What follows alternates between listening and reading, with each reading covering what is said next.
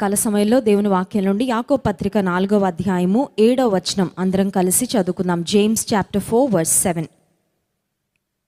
కాబట్టి దేవునికి లోబడి ఉండుడి, అపవాదిని ఎదిరించుడి, అప్పుడు వాడు మీ యొద్ద నుండి పారిపోవును. 8వ వచనం, దేవుని యొద్దకు రండి, అప్పుడు ఆయన మీ యొద్దకు వచ్చును. Come near to God and he will come near to you. ఉదయకాల సమయంలో మనం దేవునికి దగ్గరగా వచ్చాము. We have come to God, దేవుని సన్నిధికి వచ్చాము. సో దేవుడు కూడా మనకి దగ్గరగా ఉన్నాడు. హల్లెలూయా. కనబడకపోవచ్చు కంటికి. Even though you don't feel that God is right next to you, you have to believe it.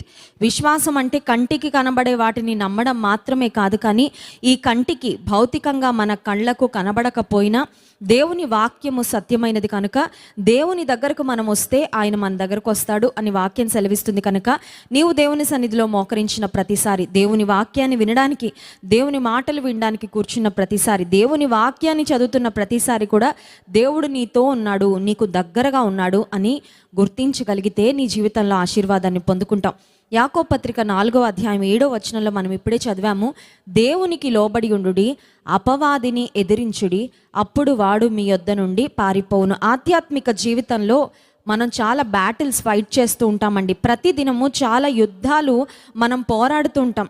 భౌతికంగా కూడా డాక్టర్స్ ఏం చెప్తున్నారంటే వైరస్లు అనేవి దే ఆర్ ఎవ్రీవేర్. ఎక్కడ పడితే అక్కడే ఉంటాయి వైరస్లు, ఫంగస్లు కూడా ఎక్కడ పడితే అక్కడే ఉంటాయి. కానీ అవి ఎప్పుడు మానవ దేహాన్ని దాడి చేస్తాయంటే ఎప్పుడైతే మన ఇమ్యూన్ సిస్టమ్ వీక్ అవుతుందో, అంటే మనలో ఉన్న ఇమ్యూనిటీ తగ్గినప్పుడు, వ్యాధి నిరోధక శక్తి తగ్గినప్పుడు ఆ ఫంగస్లు కానీ వైరస్లు కానీ బ్యాక్టీరియాలు కానీ మన దేహం మీద దాడి చేసి మనల్ని మరి ఇబ్బంది పెట్టాలని ప్రయత్నం చేస్తుంటాయి. ఆధ్యాత్మిక జీవితంలో కూడా మన చుట్టూ దేవుని సన్నిధి ఉంటుంది. But at the same time ఆకాశ మండలం అందున్న దురాత్మల సమూహములు అని వాక్యంలో ఉంది. సో ఈవిల్ స్పిరిట్స్ కూడా ఉన్నాయి. కొంతమంది ఉంటారండి నాస్తికులు, వారు అంటారు దేవుడు లేడు అని అంటారు. At the same time they also believe దేవుడు లేడు, దయ్యం కూడా లేదు, మనుషులు ఒక్కలమే ఉన్నాము, మనిషి ఒక్కడే ఉన్నాడు, దేవుడు లేడు, దయ్యం కూడా లేదు అని నమ్మేవారు చాలామంది ఉంటారు. కానీ దేవుని వాక్యం అలా చెప్పడం లేదు. God is there, God is spirit, God exist.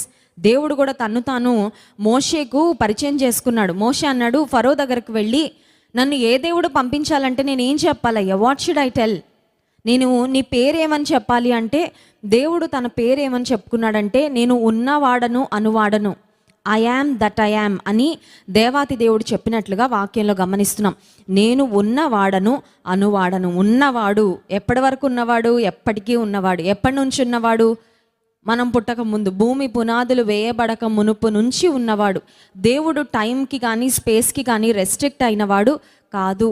మనకు ఒక కాలగతి, లేకపోతే మనం ఒక కాలగమనంలో ఇంత టైం పీరియడ్లో ఒక మనిషి ఒక ఫైనైట్ బీయింగ్ కాబట్టి ఇంత టైం పీరియడ్లో మాత్రమే మనం ఎగ్జిస్ట్ అవుతాము అని మన లైఫ్కి ఒక లిమిటేషన్స్ ఉంటాయి. కానీ God is limitless because God is infinite. దేవుడు మనుషులతో మరి పోల్చుకోదగిన వాడు కాదు. ఆయన సమయానికి పరిమితమైన వాడు కాదు.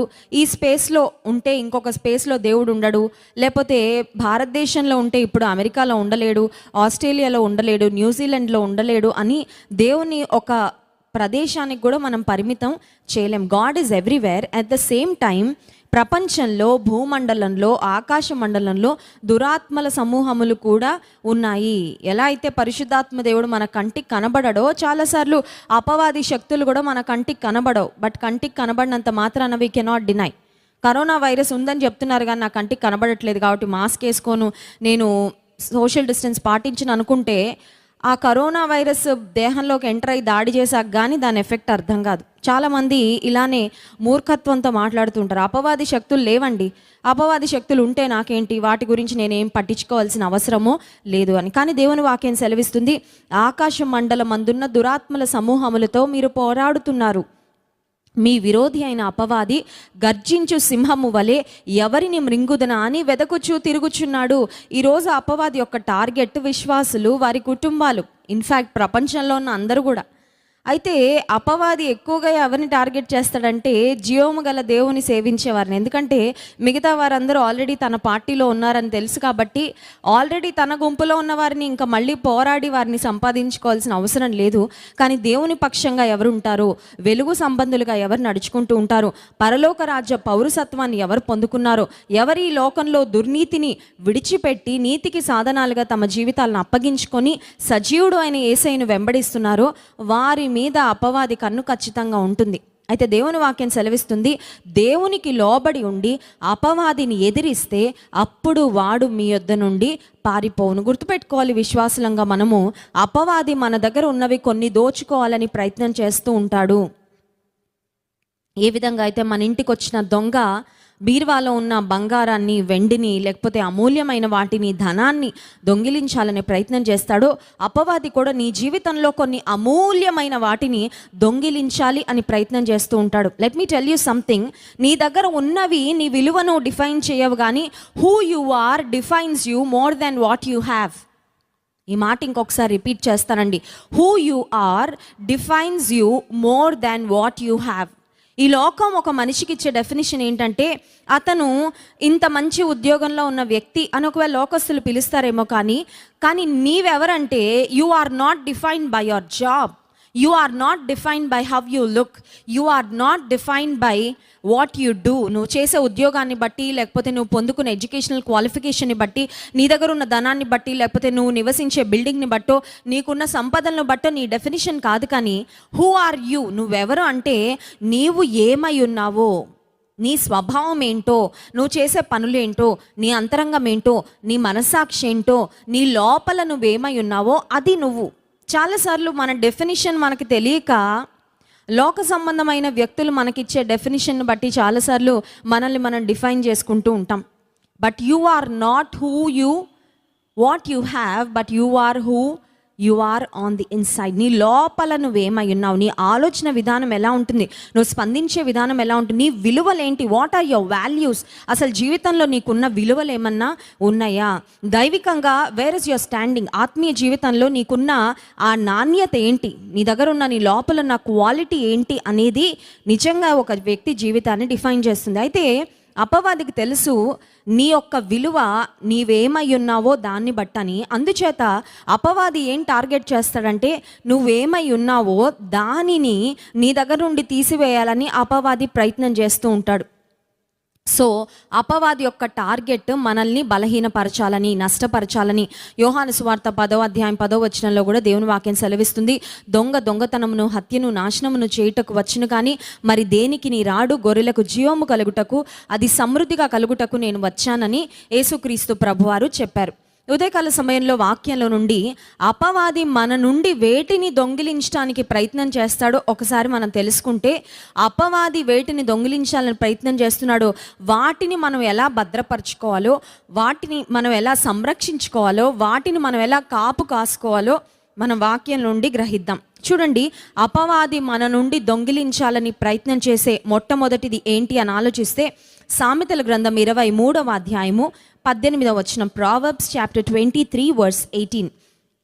సామెతల గ్రంథం 23వ అధ్యాయము 18వ వచనం. నిశ్చయముగా ముందు గతి రానే వచ్చును, నీ ఆశ భంగము కానేరదు, నీ ఆశ భంగము కానేరదు. మనిషిలో మానవుడు ఆశాజీవి అని అంటూ ఉంటారు. అసలు ఎందుకు బ్రతుకుతున్నావు అంటే బ్రతకాలని ఆశ ఉంది కాబట్టి. చాలామంది ఏదైనా ఇబ్బందికరమైన పరిస్థితులు ఇరుక్కున్నప్పుడు, ఆశలు కోల్పోయినప్పుడు త్వరగా చనిపోతారండి. బట్ నేను బ్రతకాలి అనే ఆశ ఉంటే ఎలాగో కల గట్టెక్కేస్తారు. ఎందుకంటే వారిలో ఉన్న ఆశ వాళ్ళ ప్రాణాన్ని అలా నిలబెడుతుంది అన్నమాట. దేవుని వాక్యం సెలవిస్తుంది, your hope will not be cut off. ముందు గతి ఇప్పుడు లేదని బాధపడుతున్నావేమో, ముందున్న మంచి రోజులు ఇప్పుడు లేవని బాధపడుతున్నావేమో. ఒకప్పుడు నేను దేవునిలో చాలా బాగా వాడబడ్డానండి, ఒకప్పుడు దేవుని కొరకు బాగా వెలిగాను, ఒకప్పుడు దేవుని కొరకు బాగా పనిచేశాను, కానీ ఇప్పుడు నా గత అలా లేదు. ఈరోజు నేను బ్యాడ్ డేస్లో ఉన్నాను, ఇబ్బందికరమైన దినాల్లో ఉన్నాను, నా జీవితంలో మంచి రోజులు ఇప్పుడు లేవు అనే నిస్సహాయ స్థితిలో, నిరాశలో నీవు ఉన్నట్లయితే దేవుని వాక్యం మనకిస్తున్న వాగ్దానము, నిశ్చయముగా ముందు గతి రానే వచ్చును, నీ ఆశ భంగము కానేరదు. అపవాది ఏం దొంగిలించాలని ప్రయత్నం చేస్తాడో తెలుసా అండి? మన ఆశలను దొంగిలించాలని ప్రయత్నం చేస్తాడు. అసలు ఆశలే లేకుండా చేయాలని చూస్తాడు. ఆశలు లేకుండా చెయ్యాలి అనేది అపవాది ప్రయత్నం. ఎందుకంటే నీ ఆశ భంగం కానేరదని దేవుడు వాగ్దానం చేశాడు కదా, your hope will not be cut off. నీ ఆశ భంగం కానేరదంటే నీ ఆశలను దేవుడు నెరవేరుస్తాడు. అందుకని ఆశలే లేకుండా చేస్తే నీ జీవితాన్ని ఒక విధంగా అపవాది బలహీనపరిచినట్లే. కాబట్టి అపవాది మన ఆశలను చాలాసార్లు ఆశ లేకుండా, జీవితం మీద ఆశ లేకుండా, ఆశలు ఎంత ఆశపడినా జరగట్లేదు కాబట్టి ఐ వాంట్ గివ్ అప్, ఇంకా నాకు ఆశలు వద్దు అనే స్థితికి నన్ను నడిపించాలని అపవాది ప్రయత్నం చేస్తూ ఉంటాడు. ఉదయకాల సమయంలో నీవు నేను గట్టిగా పట్టుకోవాల్సింది ఏంటి తెలుసా? నీలో నాలో దేవుడు పెట్టిన దైవికమైన ఆశలు. Do you have good desires? కొన్నిసార్లు ఆశలు ఉంటాయి కానీ వ్యర్థమైన ఆశలు ఉంటాయండి. నేను బీటెక్ ఫైనల్ ఇయర్లో ఉన్నప్పుడు దేవుడు నా మనసులో ఒక తలంపు పెట్టారు. ఆ తలంపు ఏంటంటే బైబిల్లో ఉన్న శ్రేష్టమైన వాక్యాలన్నిటినీ ప్రార్థనలుగా మార్చి ఆ ప్రార్థనలు ప్రతిరోజు చేసుకుంటూ ఉండేదాన్ని. సో అలా వాగ్దానాలను, వాక్యాలను ప్రార్థనలుగా మార్చి ప్రేయర్ చేసుకోవడం ప్రారంభించిన తర్వాత I could see a tremendous change in my life. నా జీవితంలో ఆధ్యాత్మికంగా, నా కెరియర్లో, చదువులు, అన్ని విషయాలను గొప్ప మార్పును చూడడం ప్రారంభించాను. ఆ సమయంలో దేవుడు నా మనసులో ఒక ప్రార్థన చేయమని పెట్టారు. ఆ ప్రార్థన ఏంటంటే, Lord give me holy desires. దేవా నాకు పరిశుద్ధమైన ఆశలు ఇవ్వు. ఎందుకంటే ఆశలు ఎలా అయినా ఉండొచ్చు. లోక సంబంధమైన వారిని చెడగొట్టే ఆశలు, చెడిపోయే ఆశలు, వారి జీవితాన్ని నష్టపరిచే ఆశలు కూడా కొంతమంది ఆశిస్తూ ఉంటారు. కానీ దేవుని బిడలంగా మనము పరిశుద్ధమైన ఆశలు కలిగి ఉండాలి, దేవుని చిత్తానుసారమైన ఆశలు కలిగి ఉండాలి, దేవునికి మహిమ తెచ్చే ఆశలు కలిగి ఉండాలి. Lord give me holy desires అనేది ఒకటి కూడా ఆ ప్రార్థన అంశాన్ని నా ప్రేయర్ లిస్ట్లో నేను యాడ్ చేసుకున్నానండి. ప్రతిరోజు ప్రార్థన చేసుకునేదాన్ని, ప్రభా నాకు పరిశుద్ధమైన ఆశలు ఇవి. నేను ఏదైనా ఆశపడితే నీచమైన ఆశపడకూడదు, వ్యర్థమైన ఆశపడకూడదు, నన్ను నష్టపరిచేవి ఆశపడకూడదు, నీకు అవమానం తెచ్చేవి నేను ఎప్పుడు పడకూడదు. కానీ మంచివి, మేలైనవి, నాణ్యమైనవి, శ్రేష్టమైనవి, ఉత్తమమైనవి, అమూల్యమైనవి, నీకు మహిమ తెచ్చేవి నేను ఆశపడడానికి సహాయము చేయి.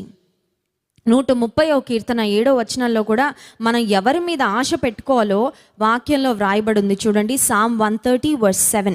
130వ కీర్తన 7వ వచనం. ఇశ్రాయేలు యెహోవా మీద ఆశ పెట్టుకొనుము, యెహోవా యొద్ద కృప దొరుకును, ఆయన యొద్ద సంపూర్ణ విమోచన దొరుకును. దేవుని మీద ఆశ పెట్టుకో. కొన్నిసార్లు తోబుట్టువుల మీద ఆశలు ఉంటాయి, కొన్నిసార్లు అమ్మగారింటి మీద ఆశలు ఉంటాయి, కొన్నిసార్లు బంధువుల మీద ఆశలు ఉంటాయి, కొన్నిసార్లు స్నేహితులు ఎవరో ఉద్ధరించేస్తారని ఆశ పెట్టుకుంటాము, కొన్నిసార్లు మన శక్తి మీద, మన బలం మీద ఆశ పెట్టుకుంటాం. కానీ దేవుని వాక్యం సెలవిస్తుంది, ఇశ్రాయేలు నీ దేవుని మీద ఆశ పెట్టుకో. Put your hope in the lord. ఎందుకంటే దేవుని మీద నువ్వు ఆశ పెట్టుకుంటే నీ ఆశ ఎప్పుడు భంగం కాదు. హల్లెలూయా. నీ ఆశ నిశ్చయముగా నెరవేరుతుంది. Provided you have faith. నెరవేరుతుంది కానీ నీకు విశ్వాసం ఉంటే. నాకే లేదండి విశ్వాసం అంటే, ఫర్గెట్ అబౌట్ ఇట్. నీకు విశ్వాసం లేదంటే నీ ఆశ నెరవేరుతుందని అసలు మర్చిపో, నెరవేరదు. ఎందుకంటే విశ్వాసం లేని వారు గాలి చేత రేపబడి కొట్టబడు సముద్ర తరంగములను పోలిన వారు, అట్టివారు ద్విమనస్కులు కనుక వారు దేవుని నుండి ఏమీ పొందుకోరని యాకోబు పత్రిక 1వ అధ్యాయంలో వాక్యం సెలవిస్తుంది. సో అవిశ్వాసం ఉంటే మర్చిపోండి, మీరు అడుగుతున్నది పొందుకోరు, ఆశిస్తున్నది అంతకంటే పొందుకోరు. విశ్వాసం ఉంటే ఖచ్చితంగా నీ ఆశ భంగము కానేరదు. ఈ మధ్యాహ్న కాల సమయంలో ఒకవేళ అపవాది ఇంకా నీకు ఆశలు బోల్డ్ పెట్టుకున్నావు కానీ ఏమీ నెరవేరలేదు కాబట్టి ఆశలన్నీ, ఆ లిస్ట్ ఉంది కదా, చిట్టా, ఆ పేపర్ ఉంది కదా, దాన్ని కొంచెం ట్రాష్ చేసేసి చెత్తకుప్పలో పడే, నీ మైండ్లో ఏమైనా ఆశలు ఉన్నాయో తీసేసుకో అని అపవాది నిన్ను ఒకవేళ బలహీనపరచాలని ఆలోచన నీ మనసులో పెడుతుంటే, నీ చెవులో మాట్లాడుతుంటే, నువ్వు చెప్పుకోవాల్సిన మాట ఏంటంటే, దేవుని కృప ద్వారా నా ఆశలు భంగము కావు. హల్లెలూయా. ఎందుకంటే నేను యెహోవా మీద ఆశ పెట్టుకున్నా, దేవుని మీద ఆశ పెట్టుకున్నాను కాబట్టి నా ఆశను, నా కోరికలను నా దేవుడు నిశ్చయముగా ఆయన నెరవేర్చబోతున్నాడు. రెండవదిగా మనం ఆలోచిస్తే అపవాది మన నుండి ఏం దొంగిలించాలనుకుంటాడంటే, మొదటిది మన ఆశలు దొంగిలించాలనుకుంటాడు అనే మాట చూసాము. రెండవదిగా గమనిస్తే సామెతల గ్రంథం 22వ అధ్యాయము 29వ వచనం, Proverbs chapter 22 verse 29. 29వ వచనం. తన పనిలో నిపుణత గలవాన్ని చూచితివా, అల్పులైన వారి ఎదుట కాదు, వాడు రాజుల ఎదుటనే నిలుచును. పనిలో నిపుణత, డిలిజెంట్ ఇన్ హిస్ బిజినెస్. అపవాది నీ నుండి దొంగిలించాలని చూసే రెండోది ఏంటంటే నీలో ఉన్న తలాంతులు, యువర్ టాలెంట్స్, నీలో దేవుడు పెట్టిన నైపుణ్యత, నీలో దేవుడు పెట్టిన సామర్థ్యం. మనం జాక్ ఆఫ్ ఆల్ ట్రేడ్స్ కాకపోవచ్చు, మన అందరం అన్నీ చేయలేకపోవచ్చు, కానీ మన అందరము ఏదో ఒక దానిలో మనకు ఒక స్పెషలైజేషన్ ఉంటుందండి. You are good at something. అది 1 అవ్వచ్చు, 2 అవ్వచ్చు, 3 అవ్వచ్చు. ఒక వ్యక్తి బహుశా he is so good at playing a musical instrument, ఆ తలాంతు దేవుడు ఇచ్చాడు కాబట్టి. ఇంకొకళ్ళు చాలా మంచి జ్ఞానం ఉంటుంది, చాలా మంచి ఇంటలెక్చువల్ ఎబిలిటీ ఉంటుంది, బాగా చదవగలడు, ఏదైనా చదివితే వెంటనే గ్రాస్ప్ చేసుకోగలడు. యుఎస్కు మేము పరిచయ నిమిత్తం వెళ్ళినప్పుడు ఒక కుటుంబానికి వెళ్ళడం జరిగిందండి. ఆ కుటుంబంలో 5 పిల్లలు ఉన్నారు. వారిలో I think it was the third son, 3వ అబ్బాయి అనుకుంటా. ఆ అబ్బాయికి దేవుడు ఇచ్చిన ఇంటలెక్చువల్ ఎబిలిటీ, జ్ఞానం ఎంత గొప్పదంటే ఇంకా 15 ఇయర్స్ కూడా రాకముందే కొన్ని యాప్స్ డెవలప్ చేసి కొన్ని లక్షల కోట్ల రూపాయలు సంపాదిస్తున్నాడండి. He just a 15-year-old boy. కేవలం 10వ తరగతి చదువుతున్న అబ్బాయి దేవుడు తనకిచ్చిన నైపుణ్యత, సామర్థ్యము, జ్ఞానాన్ని తను దాని మీద పని చేసి కష్టపడి చక్కని పరిశ్రమ చేసి దేవుడు తనకిచ్చిన తలాంతులతో యాప్స్ డెవలప్ చేసి యాపిల్ వాళ్ళకు అమ్ముతుంటే ఈ అబ్బాయి ఇంత చిన్న వయసులో కోట్ల రూపాయలు సంపాదిస్తున్నాడంట. ఒక వండర్ కిడ్ స్థానానికి ఆ అబ్బాయి వెళ్ళిపోయాడండి. వాళ్ళ ఇల్లు, వాళ్ళ పరిస్థితులు అన్నీ చూసినప్పుడు చాలా ఉన్నతమైన స్థితిలో ఉన్నారు. ఎలా సంపాదించారు అది అంటే దేవుడు తనలో పెట్టిన నైపుణ్యతను, సామర్థ్యాన్ని వాడుకొని పెట్టుబడిగా పెట్టి ఉన్నతమైన స్థితికి వచ్చాడు. మోసాలు చేసో, అక్రమాలు చేసో, అన్యాయం చేసో కాదు. మిమ్మల్ని ఒక ప్రశ్న అడగాలని ఆశిస్తున్నాను. దేవుడు నీలో పెట్టిన ఎబిలిటీ ఏంటి? What is the talent in you? నీలో ఉన్న తలాంత్ ఏంటి? వాడుతున్నావా? జాన్ వెస్లీ గారు చెప్తూ ఉంటారు కదా, తలాంతులంట use it or lose it. నువ్వు వాడితే వాడు, మెరుగుపడతాయి, ఉపయోగపడతాయి, నీవు షైన్ అవ్వడానికి సహాయం చేస్తాయి, నువ్వు అనేక మందిని బ్రతికించడానికి ఉపయోగపడతాయి, నీ జీవితంలో ఉన్నతమైన స్థితికి వెళ్ళడానికి నీలో దేవుడు పెట్టిన తలాంతులు చక్కగా వాడితే నీకు చాలా హెల్ప్ చేస్తాయి. ఒకవేళ వాటిని వాడకపోతే కొంతమంది లేజీ పీపుల్ ఉంటారు, కొంతమంది నెగ్లిజెంట్ పీపుల్ ఉంటారు. నాకేముందిలేండి గిఫ్ట్ అనుకుంటారు, నాకేముందండి తలాంతు, వేస్ట్ ఫెలో అని అనుకుంటే నిజంగానే వేస్ట్ ఫెలోలా తయారవుతాడు. ఎందుకు పనికిరాని స్థితిలోకి వెళ్ళిపోతాడు అనమాట. Use it or lose it అంటే ఉన్న తలాంతును వాడకపోతే ఉన్న తలాంతు కూడా పోద్దన్నమాట. ఉన్న తలాంతు నువ్వు వాడని పక్షంలో ఎలా అయితే ఒక గొడ్డలో లేకపోతే ఒక కత్తి చూడండి, వాడుతూ ఉంటే అది చక్కగా ఉపయోగపడుతుంది, వాడకపోతే అది తుప్పు పట్టిపోద్ది. దేవుడు నీలో పెట్టిన తలాంతులు గుర్తించు. Identify the talents that God has placed in you. ఎందుకంటే నీలో దేవుడు పెట్టిన ఆ ఎబిలిటీస్ ఏవైతే ఉన్నాయో వాటిని నువ్వు షైన్ చేసుకుంటే you can go much higher in life.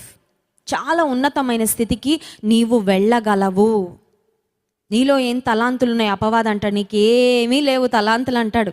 ఎందుకంటే అపవాదికి తెలుసు నీలో ఉన్న తలాంతులను వాడడం ప్రారంభిస్తే నువ్వు ఉన్నతమైన స్థితికి వెళ్తావని, బాగుపడతావని, సంతోషపడతావని, నీ చుట్టూ ఉన్న వారికి ఆశీర్వాదకరంగా మారుతావని, దేవుని సంఘానికి నువ్వు దీవెనకరంగా మారుతావని అపవాదికి తెలుసు. కాబట్టి నీకు టాలెంట్లు లేవు, నీ వల్ల కాదు, నువ్వు చేయలేవు, you are good for nothing, you are waste fellow, లేకపోతే నీలో ఈ లోపం ఉంది, నీలో ఈ మైనస్ పాయింట్ ఉంది, నీలో ఈ వీక్నెస్ ఉంది అని అపవాది నీలో ఉన్న వీక్నెసెస్ని జూమ్ చేసి నీకు చూపించాలని ప్రయత్నం చేస్తూ ఉంటాడు.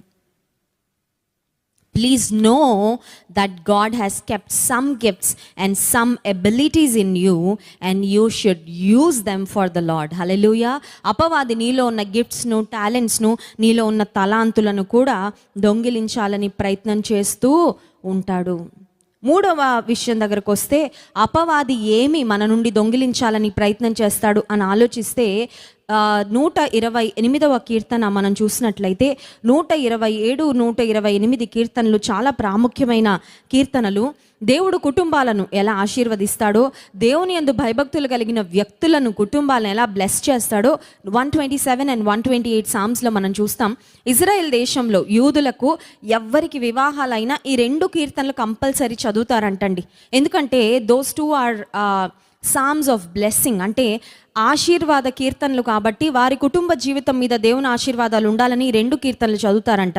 128వ కీర్తన 2వ వచనం మనం చూస్తే, నిశ్చయముగా నీవు నీ చేతుల కష్టార్జితము అనుభవించెదవు, నీవు ధన్యుడవు, నీకు మేలు కలుగును. అపవాది ఏం దొంగిలించాలని చూస్తాడంటే 3వది నీ కష్టార్జితం. The devil wants to steal the fruit of your labour. కష్ట ఆర్జితము, నెలంతా కష్టపడి సంపాదించేది. ఎందుకంటే ఆ మొదటి తారీఖున వచ్చే శాలరీ కోసం కదండి. శాలరీ చూడగానే అమ్మయ్య నా శ్రమకు తగిన ఫలితం వచ్చింది, ఐ ఎర్న్ సంథింగ్ అని ఫ్రూట్ ఆఫ్ లేబర్ అనేది ప్రతి మనిషికి కావాలి అని అపవాది నీ కష్టార్జితాన్ని దొంగిలించాలని ప్రయత్నం చేస్తాడు. ఎంతమంది తమ కష్టార్జితాన్ని, ఆ మధ్యలో నాకు వైజాగ్ నుంచి ఒక సిస్టర్ ఫోన్ చేసి ఆమె తన బాధ చెప్తూ ఏమన్నారంటే, మాకు నా భర్తకు రమ్మీ ఆడడం అలవాటండి. రమ్మీ అనేది ఇట్స్ అన్ ఆన్లైన్ గేమ్ కదండి, ఆన్లైన్ ఆట అది. ఆ రమ్మీలో ఆన్లైన్ ప్లే కార్డ్స్ ఆట అది. I've never played it, but ఒకప్పుడు యాడ్ వస్తూ ఉండేది ఎక్కువ, రమ్మీ ఆడండి డబ్బు గెలుచుకోండి అని. గెలుచుకునే వాళ్ళు ఎంతమందో తెలియదు కానీ చాలామంది పోగొట్టుకుంటారని ఆ సిస్టర్ సాక్ష్యం విన్న తర్వాత నాకు అర్థమైంది. ఆమె చెప్పిన మాట ఏంటంటే, లక్షలలో ఉన్న ఆస్తులు వేలలోకి వచ్చేయండి, వేలలో ఉన్న ఆస్తులు వందల్లోకి వచ్చేసాయి. ఇప్పుడు హార్డ్లీ రోజుకు 100 రూపాయలు ఉంటే చాలు అనే స్థితికి దిగజారిపోయాం సిస్టర్. You know why? నా భర్త ఈ రమ్మీలో డబ్బులు పెడతా ఉంటాడు, వస్తాయి వస్తాయి వస్తాయి వస్తాయి అనే ఎక్స్పెక్టేషన్తో కష్టార్జితాన్ని, పిత్రార్జితాన్ని, పెద్దలు ఇచ్చిన ఆస్తిపాస్తులు, కష్టంతో సంపాదించి కూడబెట్టుకున్న ఆస్తులు, ఈజీ మనీ కోసం ఆశపడి అలా 2 క్లిక్కులు చేయగానే 3,000 రూపాయలు 6,000 రూపాయలు అయిపోతాయని ఒక భ్రమలో పెట్టేసి పెట్టిన డబ్బులన్నీ పోగొట్టుకొని ఈరోజు అడుక్కు తినే స్థితికి దిగజారిపోయాము. 300 రూపాయలు ఉన్నాయి నా దగ్గర, 200 రూపాయలు కానుక పంపించమని దేవుడు మాట్లాడితే పంపించానని చెప్పిందండి ఆ సిస్టర్. అఫ్ కోర్స్ ఆమెకి 200 rupees is a big deal, ఎందుకంటే ఆమె దగ్గర ఏం లేదు. ఇంకా she is left with empty hands, ఖాళీ చేతులతో నిలిచిపోయింది, ఆమె మిగిలిపోయింది. ఎందుకు అంటే చేతుల కష్టార్జితాన్ని అపవాది దొంగిలించడానికి ఈరోజు చాలా గేమ్స్ ఆన్లైన్లో అందుబాటులో ఉన్నాయి. వాటన్నిటిలో నువ్వు మోసగించబడుతున్నావా? కొంతమంది మోసగాళ్ల చేతిలో నీ డబ్బులు పెట్టి మోసపోతున్నావా? రకరకాల వ్యసనాలకు బానిసైపోయి, తాగుడుకు బానిసైపోయి, లేకపోతే జూదానికి బానిసైపోయి, డ్రగ్స్కు బానిసైపోయి నీ తల్లిదండ్రుల కష్టార్జితాన్ని పాడు చేస్తున్నావా? Please know that it is a trick of the devil. నీతో అలా చేయిస్తుంది అపవాది, నీకు అర్థం అవ్వట్లేదు అది. నువ్వు అపవాది చేతిలో కీలుబొమ్మలాగా మారిపోయావు. అక్కడ ప్రొడ్యూసర్ మూవీకి అపవాది, యాక్టర్ నువ్వన్నమాట. లాస్ట్కి నష్టపోతుంది కూడా నువ్వే, అది నీకు తెలుసుకోవట్లేదు, నువ్వు అర్థం చేసుకోవట్లేదు ఆ విషయాన్ని. అపవాది మన యొక్క కష్టార్జితాన్ని పాడు చేయాలని ప్రయత్నము చేస్తాడు. ఇంకొక మాట దేవుని వాక్యంలో మనం గమనించినట్లయితే, the devil wants to steal the vision for your life. నీ జీవితంలో నీకు ఒక క్లారిటీ, ఒక దర్శనము, అసలు ఎందుకు బ్రతుకుతున్నాను, వై యామ్ ఐ లివింగ్. కొంతమంది కన్ఫ్యూజన్ అండి, క్లారిటీ ఉండదు, ఎందుకు బ్రతుకుతున్నారు తెలియదు. బ్రతుకుతున్నాను కాబట్టి, లేసాను కాబట్టి, ఈరోజు మార్నింగ్ బ్రతుకుతున్నానండి, తినడానికి బ్రతుకుతున్నానండి. కొంతమంది ఫ్యాషనబుల్గా రెడీ అవ్వడానికి బ్రతుకుతుంటారు, కొంతమంది ఇన్స్టాగ్రామ్లో రీల్స్ చేయడానికి బ్రతుకుతుంటారు, కొంతమంది వ్యర్థమైన చాలా వాటి కొరకు బ్రతుకుతుంటారు. కొంతమందికి లైఫ్ పట్ల ఒక క్లారిటీ ఉండదు, they don't have a proper vision for their life. సామెతల గ్రంథం 29వ అధ్యాయము 18వ వచనంలో ఒక వాక్యం రాయబడింది చూడండి. ప్రావర్బ్స్ చాప్టర్ 29 వర్స్ 18, 18వ వచనం. దేవోక్తి లేని ఎడల జనులు కట్టులేక తిరుగుదురు, ధర్మశాస్త్రమును అనుసరించువాడు ధన్యుడు. ఇంగ్లీష్ బైబిల్లో స్పష్టంగా ఉంది, where there is no vision people perish. ప్రజలు తిండి లేక చనిపోతారు అని వ్రాయబడలేదు, కానీ విజన్ లేక, దేవోక్తి లేక, ఒక దర్శనము లేక, ఎందుకు బ్రతుకుతున్నారో క్లారిటీ లేక చాలామంది నశించిపోతున్నారు. నశించిపోవడం అంటే జీవితం పట్ల క్లారిటీ లేకపోతే వెంటనే చనిపోతారు, సమాధిలోకి వెళ్ళిపోతారని కాదు. But their life will become a meaningless life. అర్ధరహితమైన జీవితంగా వారి జీవితాలు మారిపోవడానికి కారణం దెర్ ఇస్ నో విజన్. ఈ మధ్యాహ్న కాల సమయంలో మనల్ని మనం ఒక ప్రశ్న వేసుకోవాలి. Do you have a vision for your life? నీ జీవితానికి నీకు ఒక దర్శనం ఉందా? ఎందుకు బ్రతుకుతున్నావో తెలుసా? నీ కుటుంబం పట్ల నీకు ఒక విజన్ ఉందా? How you want to see your children in the future? నీ పిల్లలు ఎలా ఉండాలని కోరుకుంటున్నావు? నీ వివాహం విషయంలో నీకు ఒక దర్శనం ఉందా? నీవు నీ భర్త లేకపోతే నీవు నీ స్పౌస్ కలిసి what you want to do within your family? మీ కుటుంబాన్ని ఏ దిశలో నడిపించాలని కోరుకుంటున్నారు? కొంతమందికి ఆలోచించుకోవడానికి టైం ఉండదు, మాట్లాడుకోవడానికి టైం ఉండదు, ప్రార్థన చేసుకోవడానికి టైం ఉండదు. అస్తమాన ఫోన్ వేసుకొని కూర్చోడానికి మాత్రం గంటల గంటల సమయాన్ని వ్యర్థపరుస్తూ ఉంటాడు. ఎందుకు ఇచ్చాడు ఫోన్ నీకు దేవుడు? ఎందుకు ఇచ్చాడు? Why God has given you a smart phone? నాకు దేవుడు ఫోన్ ఇచ్చిన ప్రతిసారి ఆ ఫోన్ ఓపెన్ చేయకముందు ప్రార్థన చేసుకుంటా, నీ సేవ కొరకు బహుగా ఈ ఫోన్ వాడబడాలి ప్రభువా. అదే నా గోల్, అంతే. కొన్నిసార్లు నాకు మోర్ దెన్ 5,000 కాంటాక్ట్స్ ఉన్నాయండి. నా ఫోన్ హ్యాంగ్ అయిపోతూ ఉంటుంది. అందుకని the best phone available in the market తీసుకొని ఎందుకు వాడుతున్నాను? Why am I using the best phone? It is for the Lord, it is for his work. దేవుని పని కొరకు విరివిగా వాడబడాలంటే మంచి టెక్నాలజీ దేవుడు నాకు ఇస్తే, ఒక మంచి వస్తువు నాకు ఇస్తే, నా రాజు పని కొరకు, మంచి పని కొరకు నేను వాడుతున్నాను. హల్లెలూయా. కొన్నిసార్లు ఈ వేళ్ళు నొప్పెడతా ఉంటాయండి. You know why? క్లిక్ చేసి నొక్కి కౌన్సిలింగ్లు కొన్నిసార్లు ఫోన్లో చేయడానికి అవ్వదు. I keep texting people.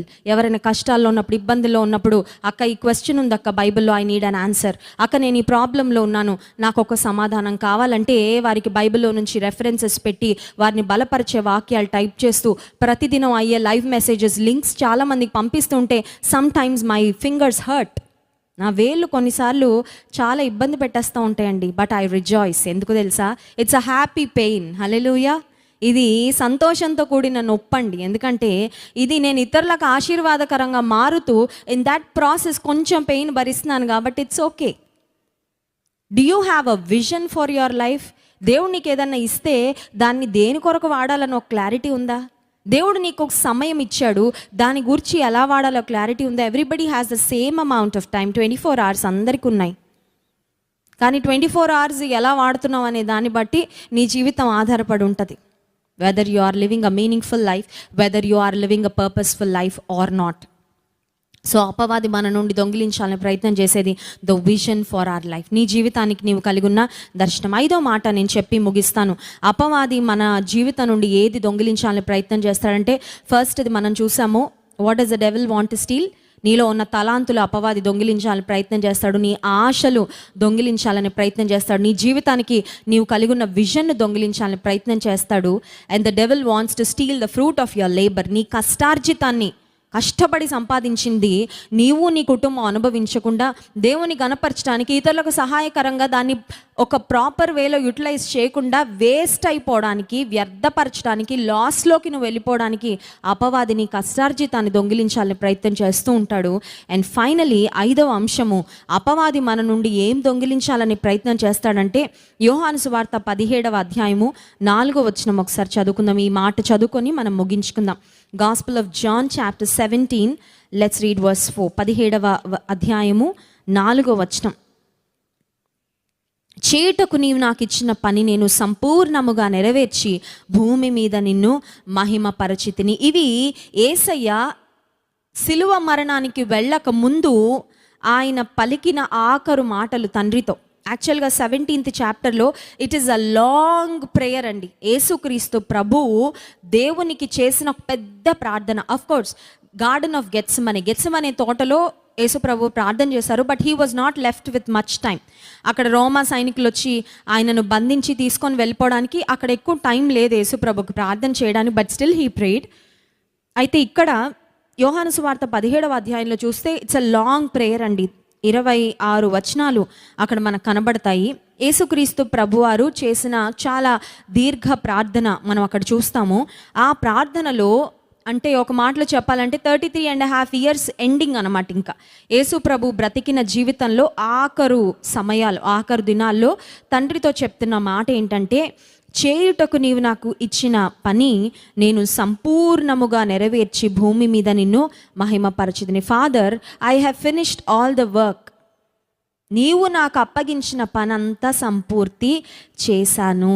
ఇది సంతృప్తితో చెప్పిన మాట, నమ్మకత్వాన్ని రుజువు చేసుకొని చెప్పిన మాట అండి. తండ్రి ఏ నమ్మకంతో ఈ లోకానికి నన్ను పంపించారో, నేను వచ్చి ఆ పనంతా సంపూర్తి చేశాను. అంటే యేసుక్రీస్తు ప్రభు ఆయన ఏ ఉద్దేశంతో లోకానికి వచ్చారో ఆ ఉద్దేశాన్ని సంపూర్ణంగా పరిపూర్ణం చేశాడు, సంపూర్తి చేశారు. డెస్టినీ అంటారు కదండి, గమ్యము. గమ్యం, నీ జీవితానికి ఉన్న గమ్యం ఏంటి? What is your life goal? కొంతమంది అంటారు లైఫ్ గోల్ ఎప్పటికైనా ఆ దేశం వెళ్ళాలండి, మాల్దీవ్స్ వెళ్ళాలండి, స్విట్జర్లాండ్ వెళ్ళాలండి, లేకపోతే నా లైఫ్ గోల్ ఎప్పటికైనా నా బ్యాంక్ బ్యాలెన్స్ ఈ ఇన్ని డిజిట్స్ నంబర్ అవ్వాలండి, లేకపోతే నా లైఫ్ గోల్ అండి నాకు బైక్ కావాలండి. తమ్ముడు నాకు ప్రే రిక్వెస్ట్ పెడుతూ ఉంటాడు, అక్క నాకు ఒక బైక్ కావాలి, నాకు ఒక ఇల్లు కావాలి, ప్రే చేయండి. అంటే వాళ్ళ మమ్మీ డాడీ కట్టిస్తారు, వాళ్ళ మమ్మీ డాడీకి ఆల్రెడీ ఉంది, బట్ తినకి లైఫ్ గోల్ అనమాట. అక్క నాకు బైక్ కావాలి, నాకు ఇల్లు కావాలి, మీరు మాత్రం నా కోసం ప్రేయర్ చేయండి. ఆ ప్రే రిక్వెస్ట్ చూడగానే of course I pray for him, కానీ నాకు నవ్వొచ్చింది. ఎందుకంటే నువ్వు ఇంకా చదువుకుంటున్నావు నాన్న, నీకు అప్పుడే ఎందుకు ఇల్లు? మీ మమ్మీ డాడీ ఆల్రెడీ ఇల్లు కట్టారు కదా. అంటే he has a goal. Okay, ఒక్కొక్కరికి ఒక్కొక్క గోల్ ఉంటుంది తమ జీవితంలో. ఇది సాధించాలి, ఇది సంపాదించుకోవాలి, ఇది చేస్తే ఇంకా ఐఎమ్ సాటిస్ఫైడ్, ఇంకా నా జీవితంలో నేను అచీవ్ చేసినట్లే అని చాలాసార్లు మనం ఒక లైఫ్ గోల్ పెట్టుకుంటూ ఉంటాము. కానీ దేవుని వాక్యం సెలవిస్తుంది, దేవుని చిత్తాన్ని నెరవేర్చడమే మన జీవిత అంతిమ లక్ష్యంగా ఉండాలి. హల్లెలూయా. అండ్ ఆ డెస్టినేషన్ ఇస్ హెవెన్. మన యొక్క అంతిమ గమ్యము పరలోకము చేరుట. నీకు పరలోకం చేరుతాను అనే నిశ్చయత ఉందా? Do you have a surety whether you will go to heaven? Do you have a clarity about where you are going? నాకు ఉందండి, నాకు ఆ ష్యూరిటీ ఉంది, క్లారిటీ ఉంది. I know that I'm going to see my Lord. I know that I'm going to meet my Jesus. నీకుందా clarity? నీకుందా surety? I'm not sure అండి, ఎందుకంటే నేను ఇంకా పాపంలో బ్రతుకుతున్నాను, ఇంకా నేను వదిలిపెట్టలేని కొన్ని ఉన్నాయండి, ఇంకా నేను లోకంలో కొన్ని ఐఎమ్ ఎంటాంగిల్డ్, కొన్ని బంధకాల్లో నేను చిక్కుబడి ఉన్నా, బయటకు రాలేకపోతున్నానండి. రావాలని ఉంది కానీ చూస్తున్నానండి, వస్తాను ఎప్పటికో, బట్ ఐఎమ్ నాట్ ష్యూర్. నీవు పాపపు బంధకాల్లో ఎంటాంగిల్ చేయబడి షూరిటీ క్లారిటీ లేకుండా బ్రతుకుతున్నావు, అదే కావాలి అపవాదికి. The devil wants to steal your destiny. కొన్ని ఎయిర్పోర్ట్స్లో ప్రయాణం చేస్తూ ఉంటే కొన్ని పెద్ద పెద్ద హోర్డింగ్స్ ఉంటాయండి ఎయిర్పోర్ట్లో. వాటి మీద ఏమని ఉంటుందంటే యువర్ డ్రీమ్ డెస్టినేషన్ అని ఉంటుంది. Your dream destination. సింగపూర్లో కూడా షాంఘై అని ఎయిర్పోర్ట్ చాలా పెద్ద ఎయిర్పోర్ట్ అండి. అందులో ఒక ఫ్లైట్ దిగి మేము హాంకాంగ్ నుంచి ఇండియా వస్తున్నప్పుడు మధ్యలో సింగపూర్ ఎయిర్పోర్ట్లో దిగి అక్కడ మళ్ళీ గేట్ మారి ఇంకొక ఇండియా వచ్చే ఫ్లైట్ ఎక్కాలి. దాదాపు 10-15 minutes we had to walk. ఆ ఎయిర్పోర్ట్ లోపల నడవడానికి ఒక 10-15 minutes పట్టింది ఫాస్ట్గా నడిస్తే. చాలా పెద్ద ఎయిర్పోర్ట్, ఒక్క గేట్ నుంచి ఇంకొక గేట్కి వెళ్ళడానికి అంతసేపు పట్టింది మాకు. ఆ తర్వాత మధ్యలో ట్రైన్ తీసుకున్నాము, మధ్యలో అక్కడ ట్రామ్స్ లాంటివి ఉండే అందులో కూడా ఎక్కాము, but still it took 15 minutes. ఆ ఎయిర్పోర్ట్లో అక్కడ కొన్ని హోర్డింగ్స్ ఉన్నాయన్నమాట. అవి ఏంటంటే యువర్ డ్రీమ్ డెస్టినేషన్. కొంతమందికి డ్రీమ్ డెస్టినేషన్ సింగపూర్ ఏమో, కొంతమందికి డ్రీమ్ డెస్టినేషన్ దుబాయ్ ఏమో, లేకపోతే కొంతమందికి డ్రీమ్ డెస్టినేషన్ పలానా దేశం పలానా ప్రాంతానికి వెళ్ళాలి అని ఒకవేళ మనుషులు అనుకుంటారేమో. కానీ మనందరి యొక్క డ్రీమ్ డెస్టినీ ఏంటో తెలుసా అండి? It's heaven. Because that's the best place you can be and that is the prepared place for you. దేవుడు నీ కొరకు సిద్ధపరిచిన స్థలం అది. కానీ నీ డ్రీమ్ డెస్టినేషన్ అయిన పరలోకానికి వెళ్ళకుండా నరకానికి, which is the opposite of haven, అక్కడికి తీసుకెళ్ళడానికి అపవాది శక్తికి మించి ప్రయాసపడుతున్నాడు. రెస్ట్ తీసుకోవట్లేదంట అపవాది, రెస్ట్ తీసుకోకుండా కష్టపడుతున్నాడు. ఎందుకంటే ఎంతమందిని నరకానికి లాక్కెళ్ళగలిగితే అంతమందిని నరకానికి తీసుకొని వెళ్ళాలని. దైవజనుడు ఏమన్నాడంటే, మనుషులం గనక మనం బ్రతికే రోజుల్లో నా ఆఖరు రోజు మనుషులు నా గురించి ఏం మాట్లాడుకుంటారు అనే ఒక ఆలోచనతో బ్రతికితే చాలా బాగా బ్రతుకుతామంట. I want to repeat that again. What will people talk about me on my last day? నాకు ఫేర్వెల్ ఇచ్చేటప్పుడు నా గురించి ఎవరేం మాట్లాడుకుంటారు, నా గురించి ఎలాంటి సాక్ష్యం వస్తుంది, నేను ఎవరికైనా ఏదైనా ఇంపాక్ట్ చేశానా, ఎవరికైనా నేను ఉపయోగపడ్డానా, ఎవరి జీవితంలో అయినా నేను ఆశీర్వాదకరంగా ఉన్నానా, నా గురించి ఎలాంటి సాక్ష్యం వస్తుంది? కోర్స్ కొంతమంది అంటారు చనిపోయాక చెడు మాట్లాడకూడదండి, మంచిగా మాట్లాడాలని. అందుకనే తాగుబోతైనా తిరుగుబోతైనా భయంకరమైన స్థితిలో బ్రతికిన దుండగుడైనా ఒకవేళ బరియలు చేస్తే మంచి పోరాడానని రాసేస్తారండి. అబద్ధాలు అవి. చాలామంది అలా రాస్తూ ఉంటారు. కానీ నిజంగా if people talk about you on your last day, what would they say? ఏం మాట్లాడతారు వాళ్ళు అని నీవు ఆలోచించుకోగలిగితే ఈ జీవితాన్ని చాలా మంచిగా బ్రతుకుతామండి. The devil wants to steal your destiny. అపవాది నీ గమ్యాన్ని గురించి అసలు నిన్ను ఆలోచన చేయనివ్వడు, నీ అంతిమ లక్ష్యాన్ని గురించి ఆలోచన చేయనివ్వడు. అందుకే ఈ జీవన వ్యాపారాల్లో మనల్ని చిక్కుకొనేటట్టు చేస్తూ ఉంటాడు. He wants to divert you always. Are you focused? నిన్ను ఎప్పుడు అపవాది డైవర్ట్ చేయాలని చూస్తాడు. నువ్వు డైవర్ట్ అయిపోతే డైవర్ట్ చేసేస్తాడు అంతే. కొన్నిసార్లు చిన్నప్పుడు మా ధన్యాలో ఒక ఇది ట్రైట్ నేను అబ్జర్వ్ చేశాను. అదేంటంటే, తన చేతిలో ఏదైనా పట్టుకున్నప్పుడు తనకి చేతిలో ఉన్న వస్తువు కంటే బెటర్ వస్తువు ఏదైనా కనబడితే ఈ చేతిలో ఉన్నది గాజుదా, ఫోనా, అసలు ఏంటనేది కూడా చూడకుండా ధన్మని పడేసి దానికోసం వెళ్ళిపోయేది. అంటే తనకి అటెన్షన్ గ్రాప్ చేసింది ఏదైనా ఉంటే she use to quickly leave what she had. కొన్నిసార్లు మనం ఎలా ఉంటామంటే కనబడిన ప్రతి దానికి, అంటే that was when she was a little girl, చాలా చిన్న పాప, 1 year 1.5 year అప్పుడు తనలో అబ్జర్వ్ చేసిన ట్రైట్ నేను అది. ఇప్పుడు అట్లా లేదులేండి, but I'm just telling you. కొన్నిసార్లు ఆధ్యాత్మిక జీవితంలో కూడా అలాగే వాక్యం వింటా ఉంటాం, సడన్గా పక్కన ఏదో వస్తుంది ఫోన్లో, అక్కడికి వెళ్ళిపోతాం కదండి. ఆ తర్వాత అది కాసేపు చూసేసి మళ్ళీ వాక్యం గుర్తొచ్చి అయ్యయ్యో సిస్టర్ ఏదో చెప్తున్నట్టున్నారని మళ్ళీ వస్తారు ఇక్కడికి. మళ్ళీ 2 నిమిషాలు వినగానే మళ్ళీ ఆ పైన వాట్సాప్లో నోటిఫికేషన్ వస్తాయి. ఏముండదు, అది చెత్త గుడ్ మార్నింగ్ మెసేజ్. అవసరమా అండి? కొంతమంది good morning, good evening, good night మెసేజ్లు పంపిస్తే ఎందుకు? నువ్వు గుడ్ నైట్ చెప్తే వాళ్ళకి మంచి నైట్ ఉంటుందా చెప్పండి నాకు? మంచి నిద్ర పడుతుందా? మైండ్ నిండా టెన్షన్లు, మైండ్ నిండా భయాలు ఉంటే కొంతమందికి స్లీపింగ్ పిల్ వేసుకుంటే కానీ నిద్ర పట్టదు. నువ్వు గుడ్ నైట్ మెసేజ్ పంపించి వేస్ట్. అది గుడ్ నైట్ గుడ్ మార్నింగ్ పంపించడం కంటే ఒక వాక్యం పంపించు, బ్లెస్సింగ్, వాగ్దానం పంపించు, దేవుని వాగ్దానం, ఒక మెసేజ్ ఫార్వర్డ్ చేయి. నిన్ను బలపరిచిన దేవుని మాటలేదు అది పంపించు. అనవసరంగా good night, good morning, good evening ఎందుకండి? అవి మీనింగ్లెస్ నేను అనుకుంటాను. Of course good way of wishing, ఎవరైనా కలిస్తే దేవుని బిడ్డలంగా మనం ఓకే ప్రైజ్ ది లార్డ్ అని చెప్తాము, that's fine. But good morning, good evening, good night వ్యర్థం. అక్కడ వాక్యం వింటా ఉంటే సీరియస్గా గుడ్ మార్నింగ్ అని మెసేజ్ వస్తుంది, ఆ గుడ్ మార్నింగ్ చూసేయడానికి వీళ్ళు వెళ్ళిపోతారు వాక్యం నుంచి. మళ్ళీ ఇట్స్ ఎ డైవర్షన్. అపవాది చాలాసార్లు మనల్ని డైవర్ట్ చేయాలి, డిస్ట్రాక్ట్ చేయాలి, మన ఫోకస్ వాక్యం మీద లేక నీ జీవితాన్ని కట్టే మాటలు వినివ్వదు. నేను ఎప్పుడు వినివ్వడు అపవాది. వినక్కర్లేదులే, తర్వాత విందాంలే, ఇది డౌన్లోడ్స్లో పెట్టుకో, సేవ్ చేసుకొని తర్వాత విందాం కదండి. కొంతమందికి అపవాది చెప్తాడు తర్వాత నైట్కి విందు, కానీ ఇప్పుడు బిజీ ఉన్నావు కదా కొంచెం, ఇప్పుడు టీవీలో ఒక షో వస్తుంది అది చూడాలా, ఇప్పుడు ఫ్రెండ్ ఫోన్ చేశాడు మాట్లాడాలి, అక్కడ ఏ ప్రళయం వచ్చేస్తుందో ఏదో ఇంపార్టెంట్ అప్డేట్ ఉంటుంది, అందుకని ఈ లైవ్ తర్వాత చూద్దు అని the devil wants you to post phone. మంచి పనులు, నీ జీవితాన్ని కట్టే దేవుని మాటలు అపవాది ఎప్పుడు విననివ్వడు.